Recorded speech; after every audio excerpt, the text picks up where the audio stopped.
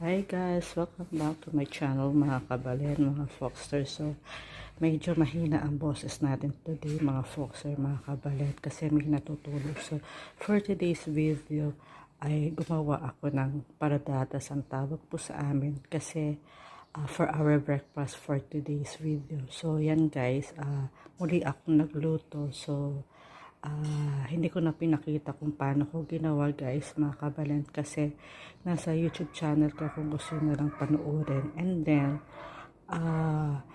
in-air fryer ko na lang siya guys. So yan ang eksaktong niluto ko for today's video for our breakfast. So pasensya na kayo, medyo mahina boses ko kasi po may natutulog pa po dahil walang pasok po yung mga nephews and niece ko po for today. So, yan, meron kaming breakfast for today's video guys mga kabata.